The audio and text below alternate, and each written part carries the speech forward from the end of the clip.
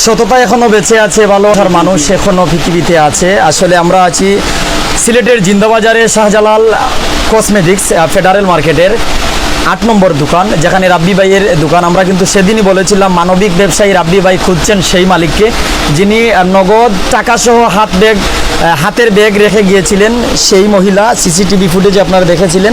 আজকে কি আপনার ব্যাগ এমনকি যা ছিল সব কি পেয়েছেন? জি, আমার ব্যাগ সহ টাকা পেয়েছি আমি। কিতা কিতা ব্যাগ ছিল? কিচ্ছু না, শুধু টাকা ছিল। আপনি খোঁজ করলা না কেন? আমি খুঁজেছি তখন আমার কাছে এইরকম সারার ফোর্সের আমি পাইছি না এরকম প্রমাণ কিচ্ছু। আমি উমরা চলে গেছিলাম। কোন দেশে আসলাম? আমি সৌদি ছিলাম। খোঁজ করে আইছেন? জি জি জি। আজকে আপনি কিন্তু আপনার টাকা সহ ব্যাগ পাইছেন। আজকে আপনার মনের অনুভূতি কি? আমার মনের অনুভূতি ধন্যবাদ। সত্যবাদী মানুষের কাছে আমি ফেলাইয়া গেছিলাম বলি আমার জিনিসগুলো পাইছি। সততারে আমি ধন্যবাদ দেই। জি, আমি খুশি সততার উপরে। আর আমরা রাব্বি ভাই ব্যবসার উদ্দেশ্যে কিতা কইবা? আল্লাহ তাআলা আল্লাহ উন্নত দুঃখা, আল্লাহ তান বিশ্বাস হিসাবে তানটা আল্লাহ সাফল্য করে উকা। আর আমরা যে ভিডিও করি দেশ ধন্যবাদ আপনারা, ধন্যবাদ। জি জি, আপনারা আমরা সন্তুষ্ট আপনার উপরে।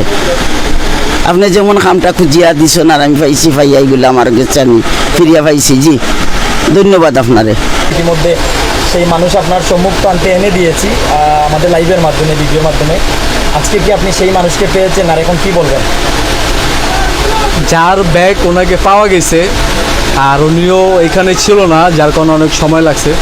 তো উনি আসছে, আন্টি আসছে, ওনার কাছে দেওয়া হয়েছে। ওনার ব্যাগে যেগুলো ছিল এগুলো সবগুলোই দেওয়া হয়েছে।